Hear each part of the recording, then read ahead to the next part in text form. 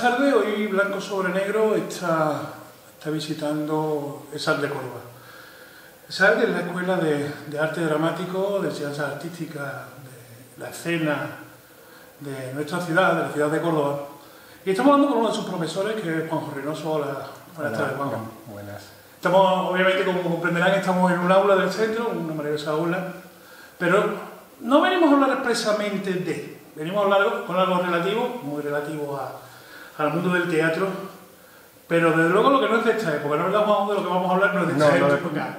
No, exactamente. Bueno, vamos a ver, porque me sorprendiste no hace mucho con algo que yo no conocía en profundidad, por supuesto, y lo tenía muy cogido con pinzas. La Casa de las Comedias de Córdoba. Sí. Cuéntanos, ¿qué es esa Casa de las Comedias de Córdoba? Bueno, pues como todos sabemos que durante el siglo de oro español hubo el auge de los corrales de comedias, y aquí en Córdoba, como no era distinto como en España, pues se construyó en el siglo XVII una casa de comedias que tenía una peculiaridad, que era uno de los primeros edificios que se construyeron para ser teatro, y también uno de los primeros edificios que fueron de propiedad municipal en arriendo. Vale, ¿Sabes? En sesión, digamos, ¿no? Sí, en sesión. Era como actualmente, oye, pues yo te doy una concesión para que tú lo explotes durante un tiempo. Exactamente, fueron uno de los primeros teatros que se explotaron con ese de la municipalidad. Se sabe que los corrales siempre eran gestionados por cofradías que están anexadas a los hospitales, y desde el beneficio se beneficiaba el hospital. Pero aquí en Córdoba no, era un ente más privado del ayuntamiento de esa época, ¿no? Sí. El cabildo, y lo cedía en arriendo para poder pagar unas deudas que en esa época Córdoba estaba muy endeudada del ayuntamiento. ¿Qué paralelismo podríamos hablarle de una casa de comedia como la de Córdoba con lo que eran los teatros ingleses? Es decir, porque se coinciden en los tiempos. William Shakespeare fue administrador de uno de aquellos teatros. Quiere decir que aquellos en su momento eran compañías ¿y aquí pasaba algo parecido o no? ¿Eran empresarios independientes? Parecido, o sea, porque coinciden en tiempo, ¿no? La verdad, y el teatro inglés de Isabelino y el de España del siglo de oro son muy parecidos, ¿no? Pero sí es verdad que la forma de llevar los corrales y de llevar los teatros isabelinos eran totalmente distintas. O sea, los teatros isabelinos eran privados y los corrales eran gestionados por entes públicos, entre comillas, ¿no? Porque una cofradía pertenecía a la iglesia, y en caso de Sevilla, en el Corral de la Montería, que lo llevaba, era de popularidad real. Y aquí se gestionaba desde otro punto de vista, ¿no? Era una cosa como más para el pueblo, ¿no? Y lo que se pretendía recaudar era para otros fines, ¿no? Sí, entonces, sí es verdad que en Inglaterra era más para fines de la compañía, para seguir creando, ¿no? Y aquí era como más para unos fines distintos. Si había compañías que hacían giras, cosa que en Inglaterra no era tan sí, que eran más estables, aunque sí se movían, pero aquí sí es verdad que había una itinerancia de compañías que se movían por el territorio español. En ese caso también Portugal, que pertenecía a España en ese entonces. Hoy obviamente no estamos hablando de la Casa de Comedia porque esto ya acabamos de verla. Obviamente no es así, ¿no? Porque desgraciadamente la Casa de Comedia de Córdoba no existe ya hace muchísimo tiempo, ¿no? ¿Desde cuánto tiempo, más o menos? Pues la actividad en la Casa de Comedia de Córdoba cesó en 1690. Sí, no duró ni un siglo, ¿no? Sí, 93 años, 1694, por ahí. Sí. Fue por varios motivos. O sea, uno de los motivos principales es que los corrales de comedia empezaron a quedarse obsoletos por la entrada del nuevo teatro que venía de Italia, ¿no? Se creó la Boca Escena, ¿no? Y empezó a tomar importancia lo que es la escenografía y lo que se llaman las mutaciones de la escenografía. Entonces el corral, que era un teatro más de palabra, empezó a quedarse relegado. Había una orden real que decía que los corrales de comedias no eran los sitios adecuados para representar teatro. ¿Qué pasó? Pues que eso poco a poco... O sea, que hubo una legislación expresa que indicó que no debía de representarse, que no era recomendable. No era recomendable, no era una prohibición, pero fue un... Sí, pero no vayáis a hacer lo que no está bien visto. No está bien visto, pero sí aprovecharon sobre todo la Iglesia aprovechó para cerrar de pedir a las ciudades una ley de decir los sitios no son insalubres, el de Córdoba se supone que se cerró por insalubre. Y cerrarlos. ¿Y por la cercanía con la mezquita a lo mejor? No por la cercanía de la mezquita, sino por el convento que estaba a las espaldas. Entonces sí es verdad que hubo como varios intentos de cierre durante X tiempo y a finales del siglo XVII se decide, por un decreto del padre Posadas, se decide cerrar el corral y se fue desmantelando, o sea, fue hasta que quedó el solar. El solar ya lo compró el Cabildo de la Catedral y está el edificio que tenemos ahora, que es el actual Colegio de Enfermería de Córdoba. De Córdoba. Tú junto a otro profesor, que ahora está en Inglaterra, habéis hecho un estudio muy importante sobre precisamente esta casa de comedia, ¿no? Cuéntanos qué habéis descubierto, porque realmente lo habéis tenido que virtualizar todo, en el sentido que, bueno, durante esta entrevista iremos viendo esas imágenes virtuales que tú nos has cedido para poderlo mostrar, pero ¿qué es lo que habéis descubierto al ir recreando características especiales comparado con otros, por ejemplo, Almagro, no sé qué? Porque otros son cuadrados, esto lo he visto que es semicircular. Exacto. Es decir, ¿hay esas características diferenciales claramente? Esto viene, el estudio comenzó sobre los años 80 por Ángel María García, que es profesor emérito ya de la University London College. Y él empezó con esta investigación en los años 80 y se publicó un libro por la editorial Támesis de John Barry sobre los estudios de la documentación de ese teatro, lo que quedaba ese teatro, porque planos no queda. Lo único que queda son mucha documentación de reparaciones y de los arriendos. Entonces, a partir de esa documentación, hemos podido recrear lo que era la Casa de Comedias. Sí es verdad que esa Casa de Comedias es diferente.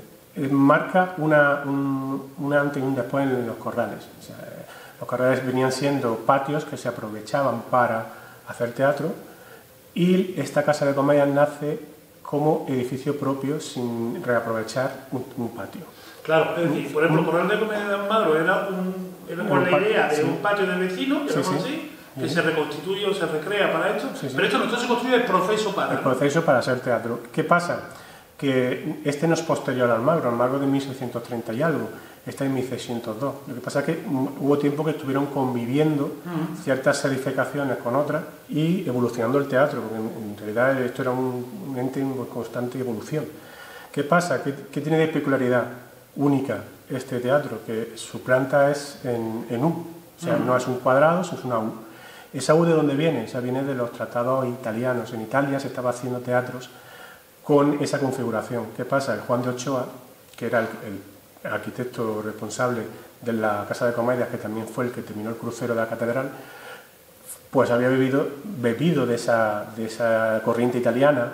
Que mezcla corrientes, entonces en Córdoba se mezclan corrientes diversas. Sí, exacto. Por un lado la italiana, otro lo que se está haciendo aquí, y él se fusionó de una manera distinta. Exacto, Juan de Ochoa cogió lo que es esa herencia italiana que se estaba empezando a importar a España y crea un edificio con una planta supuestamente con una mejor visibilidad, dado el terreno que tenemos, y adapta los corrales a esta casa.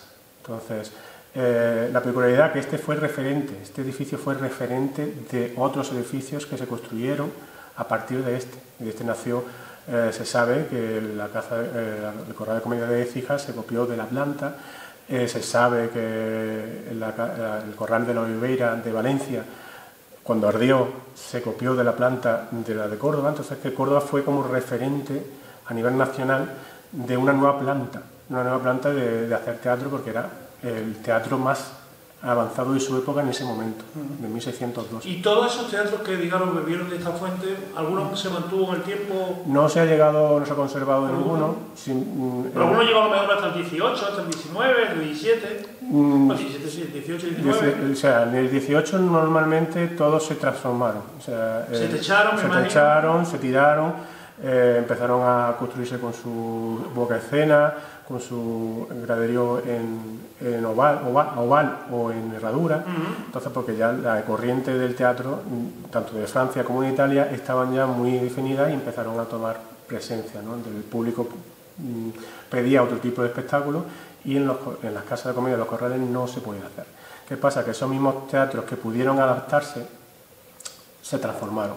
Ahí tenemos el ejemplo que no ha quedado, es del Corral de Alcalá de Henares, que empezó como corral, acabó como coliseo y al final fue teatro romántico con una planta en oval, de las dos que existe solamente en España en oval. ¿Cuál es el otro que existe? En Zaragoza. Entonces,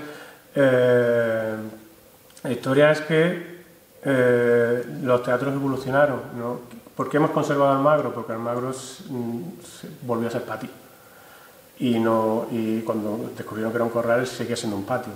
En Córdoba, pues por la prohibición no lo conservamos, como el 90% de los corrales de comedia de España, no lo conservo con nada. O algunos se quemaron, otros no. El Príncipe, por ejemplo, de Madrid, que es el teatro español actual, pues no se reconstruyó y se hizo un teatro italiano como completo, etc, etc. O sea, así lo que hemos heredado del siglo de oro tenemos muy poco, se tiene muy poco a nivel visual, mucho a nivel documental, claro, pero muy poco a nivel visual. Y esto nace de eso, ¿no? De dar a conocer cómo eran los edificios y cómo era un edificio que fue un punto de inflexión en la vida, en lo que es el edificio teatral. Pero el trabajo que habéis hecho es de absoluta profundidad porque, digamos, habéis conseguido descubrir cada uno casi de los vericuetos, de los pequeños espacios que tenía esa casa de comedia, ¿no? Sí, porque... Había documentación, aunque haya sido sumada, no estuviera claramente plasmada, pero sí sumando, ¿había encontrado suficiente documentación? ¿O habéis tenido que pensar que tendría que ser de una manera? Ahí pensar hemos pensado poco, porque de verdad que los documentos son muy específicos, muy claros, incluso te databan y te decían a cuánto estaba una viga de otra, de qué grosor era esa viga, de qué largo, de qué ancho. Está todo bien documentado, entonces nosotros a la imaginación lo ha dejado poco, simplemente hemos exportado a una realidad cómo sería. No deja de ser una hipótesis, ¿no? Pero dentro de las hipótesis es lo más acercado a una realidad. Que difícilmente puede diferenciarse mucho de lo que realmente fuera. Si volviéramos con esas máquinas del tiempo, volviéramos atrás en ese momento... Sería ¿Y eran callejuelas en esa época? ¿Se supone que ahí son callejuelas como son hoy, exactamente igual? ¿O había espacios abiertos delante del teatro? ¿Cómo esta casa de comedia? En el 1600, o sea, cuando se construyó en el siglo XVII, sí es verdad que la zona aledaña a la mezquita era una zona de exterior, entonces no era, había mucho solar. La casa de comedia se construyó en lo que era la antigua cárcel de Córdoba, porque se construyó la nueva cárcel y esa quedó obsoleta, entonces ese edificio se aprovechó para hacer con los murallones y si se hiciera. ¿Qué pasa? Si es verdad, lo que llama la atención... Bueno, pero entonces de alguna manera sí eran casas de vecinos, eran otro tipo de vecinos. Sí, claro, estaban ahí. Casa de vecinos. Otra casa de vecinos que bueno, se lo llevaron a otro lado. Pero sí, es verdad que ya esa cárcel quedaba pequeña y es verdad que tuvieron que darle un uso a ese edificio, ¿no? Hubo como mucho toma y daca para saber dónde se iba a situar esa casa de comedias, porque había un noble de la época, Alonso de Castro, que quería la exclusividad de los corrales, porque él tenía uno. ¿Había otro ya en la Sí, había otro corral que era el de Alonso de Castro, que estaba cerca donde estaba el Teatro Romano, y se lo cerraron por el convento. También. Entonces él quería la exclusividad, se ganaba mucho dinero con los corrales, claro, evidente. O sea, ¿había más clientela en un teatro en esa época que ahora? Sí, comparativamente hablando también las normas de seguridad eran distintas. Eso era el edificio teatral en la época era como un sitio de reunión. Un sitio de reunión. Entonces, tampoco las medidas de seguridad son las de ahora. No, pero me refiero a los que iban a verlo. Iba todo el mundo. Porcentualmente iba muchísima más gente en esa época, teniendo en cuenta los habitantes que había en Córdoba, por ejemplo, a los habitantes de hoy que vayan al teatro. Aquello era un evento social, entonces era como ir a la iglesia, ¿no? Ahí estaban todos los estratos sociales, ¿no? Metidos. Y era una zona para exhibirse, entre comillas, ¿no? De los nobles hacia la plebe, ¿no? Entonces, sí es verdad que está datado de que en la Casa de Comedia de Córdoba entraban hasta 1.200 personas. Son mucha gente, o sea... A poco que cobrar maravillas que le claro, y la entrada era muy barata, era muy barata. para la época, ¿no? Me imagino que, como tú has dicho, había estratos sociales, había estratos también en el mismo espacio, ¿no? Sí, exacto. Oye, pues estos se pueden sentar aquí, los otros se sientan aquí. ¿Cómo estaba estructurado? En base a... En la casa de comer... Vemos en las imágenes que habéis creado, vemos esa parte de arriba, esa parte que se supone que es más noble, ¿no? Más cercana al de eso, que están separados, incluso unos palquillos, llamémoslo de alguna manera, y la zona de abajo me imagino que sería más la del pueblo. Sí, ¿no? La zona del patio era la que se llama la zona de mosqueteros, que era para los hombres sin linaje, ¿no? Se puede decir. Y después la zona de gradas que había abajo eran para la gente que tenía un oficio, más o menos, ¿no? Que se podía permitir pagar un poco más. Cuando se entraba a la casa de comedia tú pagabas por partes, tú entrabas y pagabas. Si querías ir a las gradas, pagabas otra vez, ¿no? Aparte, jamás la puerta en la entrada. Sí, claro. Entonces tienes que pagar varias veces hasta llegar a la zona que tú querías. Si tú ibas al patio, pagabas una vez. También hay documentos de que había gente que iba a caballo al teatro. Se entraba en caballo, por eso las puertas son tan grandes.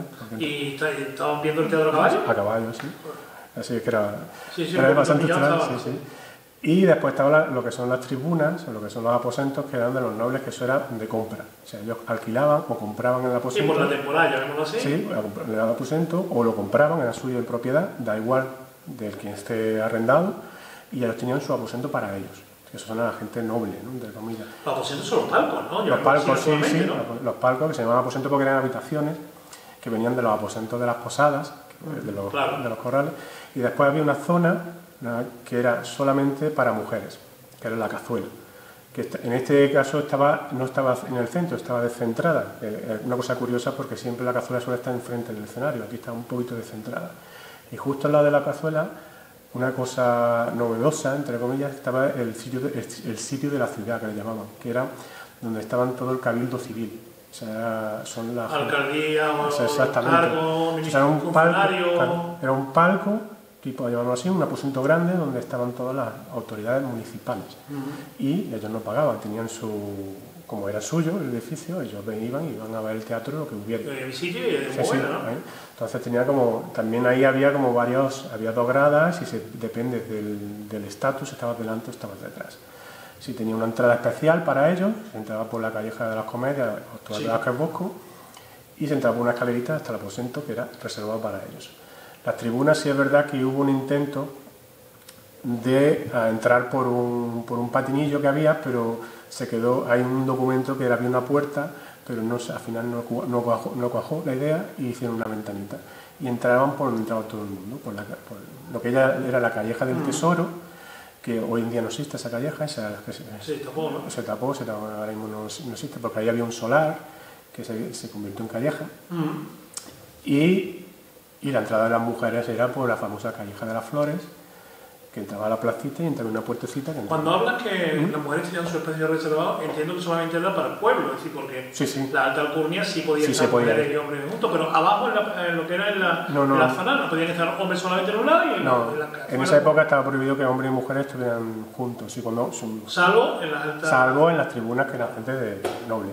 Sí, es verdad que con las mujeres... Los nobles no hacían cosas raras, sí lo hacían, pero nadie se enteraba allí, porque tenían sus celosías para que no lo vieran. Pero eso es una pregunta, ¿habían estado con celosías delante para que no lo pudieran ver a ellos? Sí, de hecho están documentadas que había celosías, como unos biombos. Que lo ponían que querían, ¿no? Claro, en el aposento, un biombo que lo extendías y tú podías ver, pero no te podían ver. Eso está documentado que había, creo que hasta 5 biombos pero normalmente la gente iba como hacían también, es que la gente va noble, eso lo hacían mucho, ahí entraba en su aposento y la mujer ponía su mantón de Manila o su cosa así, para que la gente lo viera, ¿no? Y este es mi poderío. Este es mi poderío, porque lo que gustaba es que se viera, ¿no? Un evento social, ¿no? Pero también había veces que ellos no querían que se vieran porque fueran con quien fueren, o sea, no se sabe por qué, ni lo que hicieron. Había que cerrar aquello, se cerraba aquello y ya está, ¿no? Y lo que cogían cerraban y ahí pasaba lo que tenía que pasar, pero no he documentado nada de lo que hacían ahí, pero sí es verdad que en otros sitios sí. Este trabajo que había hecho tanto el profesor Rafael como tú, ahora mismo ¿en qué fase está? ¿Ya lo tenéis terminado, lo terminaste y lo publicaste ¿Va a tener alguna reforma, va a tener alguna segunda edición de ese libro? Porque me contabas el otro día también que el libro está no agotado, está más que agotado. Sí, el libro. Además, también Thames ya cerró, la muerte del propietario. Hay idea de hacer una republicación del libro con imágenes. Fotografías de la infografía. Sí. Sí, es verdad que el proyecto está, la recreación está basada en una época que el edificio estaba terminado, porque el edificio es verdad que lo construyeron sin terminar. Se inauguró sin terminar y se fue arreglando, la gente que arrendaba tenía un contrato como que tenía que terminar el edificio.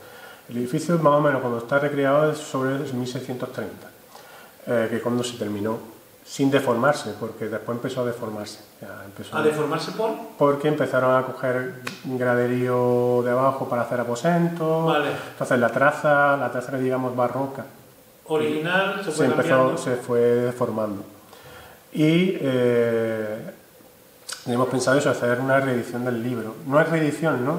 Coger el libro de Támesis, que está agotadísimo, intentar, bueno, con Ángel, intentar ¿incluir esas imágenes por puntos nuevos y tal? Sí, incluíamos las imágenes y en una primera edición para que estuviera acompañada con las imágenes de lo que era, ¿no? Porque sí es verdad que el libro de Támesis está muy bien documentado, pero sí es verdad que falta la parte visual.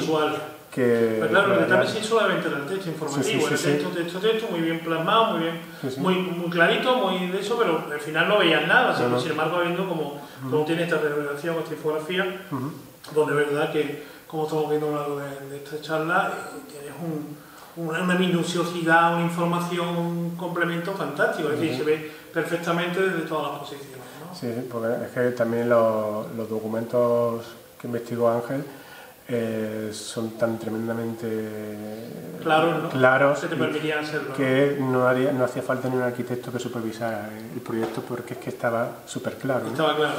Entonces... ¿Y la recreación para VR, para las famosas gafas, eso como lo habéis pensado? Pues eso lleva una pasada, ¿sí? Ponerte la gafita encima, sentirte dentro de aquello con He pensado cosas, ¿no? Pero son cosas que están ahí en el aire, ¿no?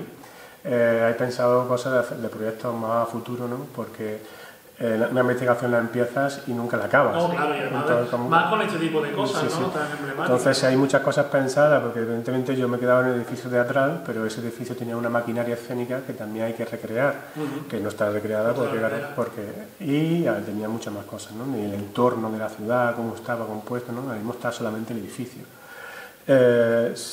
¿Hay pensamiento de un VR? Sí, hay pensamiento, pero claro, la historia es que eso necesita de un apoyo institucional que ahora mismo no hay, ¿no? No hay. Desgraciadamente Esto lo hemos hecho Ángel y yo de manera muy autodidacta dentro de una seriedad investigadora, pero sí sin tener el apoyo de ninguna institución pública. Claro. Entonces esto ha sido un trabajo de 4 años solamente de recreación virtual, porque lo que es la investigación previa ya estaba hecha, simplemente tuvo que adaptar esos escritos a plano para levantarlo, que también tiene su trabajo. Sí, claro.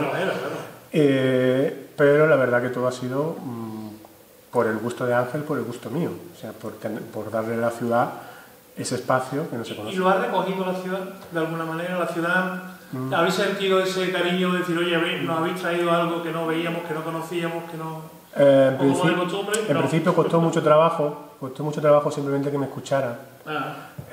Sí, la UCO, la Universidad de Córdoba, sí se hizo eco de ello, y con la Escuela de Arte Dramático pudimos presentarlo en UCO Cultura, a nivel muy petit comité, que yo estoy muy agradecido de por lo menos me hubieran escuchado. Pedro Ruiz fue el impulsor.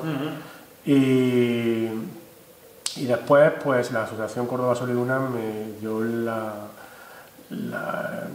facilidad de presentarlo en la Biblioteca Viva de Al-Ándalus. Entonces ha tenido 2 presentaciones, pero lo que digamos que institucionalmente el Ayuntamiento de Córdoba o la Diputación no he intentado hablar con ellos, pero por ahora no tengo una respuesta clara. Entonces, pues... no tengo una respuesta clara, es que no tienes respuesta. Esto funciona así, eso ya lo conocemos porque habitualmente eso es así. Sí. Entonces, sí, ¿Qué plazos ponéis ahora? ¿Qué plazo te pones tú principalmente? Porque entiendo que Rafael Ángel está un poquito más ya en eso, te pones tú para ir pegando estos siguientes saltos que quieres, pues a ver si sacamos la segunda edición. Es decir, mi pregunta es, ¿para cuándo crees que podrías tener esa segunda edición? Si se podrá tener algún día, claro. Eso es una cosa que tendría que o sea, primero formar y ver que se puede, ¿no? Hacer. Ángel María, verdad que tiene ya una edad muy avanzada, ¿no? Y ya él me da todo su apoyo, ¿no? Pero es verdad que no se puede embarcar en un proyecto así ya por su edad. Pero yo me gustaría que esa publicación ya se llevara a cabo y se hiciera, ¿no? Simplemente por un regalo para él también, ¿no? Que ha sido el verdadero impulsor de que esto se conociera, ¿no? Ni la Junta de Andalucía os recoge, pues yo entiendo que un material como este debe estar en todas las bibliotecas de Andalucía. Quizás mi error está pensar de esa manera, ¿no? Pero yo entiendo que son materiales que tenéis nuestra historia y Andalucía debe tenerla. Oye, en cada biblioteca de Andalucía tenéis un librito de esto. Yo no te digo que el libro sea a todo lujo, no, vamos a hacer un libro económico a lo mejor, digno, económico, y después hacer una versión más de eso, pero una edición que esté en todas las bibliotecas de Andalucía, y que cualquier chico o chica que esté en Almería diga, oye, pues mira, cuando habla de las casas de la comedia habitualmente de Castilla, en este caso de la zona de Madrid, digan, no, en Andalucía también la tuvimos, y aquí hay una recreación de una de ellas, porque es que es lo único que nos queda, no queda nada poder visitable, pues lo único que tenemos visitable es tu recreación, ¿no? Sí, la historia que, por ejemplo, aquí en Córdoba me está haciendo difícil, ¿no? Exportarla. Yo pienso que eso debe estar para dominio público, ¿no? Pienso, en Málaga se ha hecho, o sea, en Málaga hay una edición por Carmen de las casas comidas de Málaga, que se la ha editado el ayuntamiento, que está, ¿no? Y ese libro lo tengo yo, me lo regaló muy amablemente. Pero claro, cuando llego aquí a Córdoba y yo intento exportar esa idea, ¿no? Si es verdad, con el único refuerzo de Ángel, que ya es un refuerzo grande, ¿no? Claro. Pero no tengo a nadie detrás, es como que se me escucha como debería escuchar. Porque, por ejemplo, cuando Ángel editó el libro, sí tenía a John Barry y a John Allen detrás. Y sí, la Junta de Andalucía sí publicó ese libro, ¿no? Junto a Támesis, ¿no?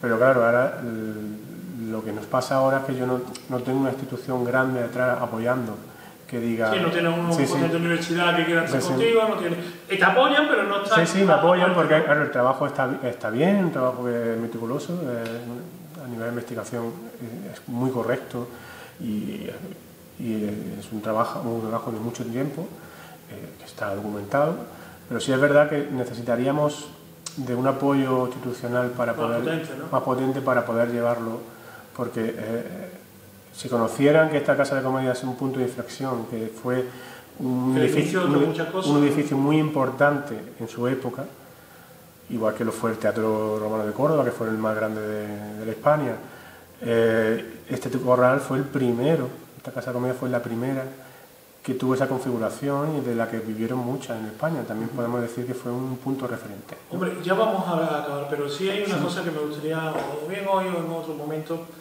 que es la importancia que ha tenido al final Córdoba en el teatro. Y los mismos cordobeses no la reconocen, pero institucionalmente hablando. Desde los grandes escritores que hemos tenido de teatro, a eso que tú comentas, ¿no? A que hemos servido de transición, en el teatro romano teníamos el teatro más grande de Hispania. Es decir, oye, eso yo creo que de alguna manera hay que decir, oye, pues Córdoba ha sido el espacio de teatro, porque desgraciadamente hoy teatro hay poco. Sí, la verdad. Y no nos podemos quedar que hoy está Góngora, Polifemo en el teatro, pero poco más, ¿no? Sí, es verdad que, bueno, que Córdoba, la tradición teatral es un poco más escasa, ¿no? Digámoslo así, ¿no?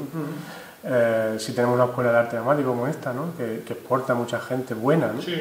Pero sí es verdad que desde la propia ciudad no estamos conscientes de ello. Entonces sí tenemos un espacio maravilloso, que tenemos el Góngora, tenemos el Gran Teatro, tenemos la Sequía, tenemos espacios para el espectáculo muy buenos y las programaciones que hay ahora pues, no están muy bien. O sea, la verdad es que me sorprende a otros años, yo cuando vivía aquí, a como está ahora, la programación está bastante bien. Pero sí es verdad que desde la propia ciudad como que no hay ese tipo de gusto, ese anillo por el teatro, ¿no? Entonces que estaría muy bien, ¿no? Porque también la cultura para un pueblo es... Yo creo que tenemos que hacerlo en un futuro, la verdad, y ahora que ir haciendo cosas, pues... También, pues muchas gracias. Nada, muchísimas gracias por atendernos, por estar con nosotros y seguramente nos seguiremos viendo y hablando sobre el mundo del teatro porque merece la pena. Muy bien, muchas gracias.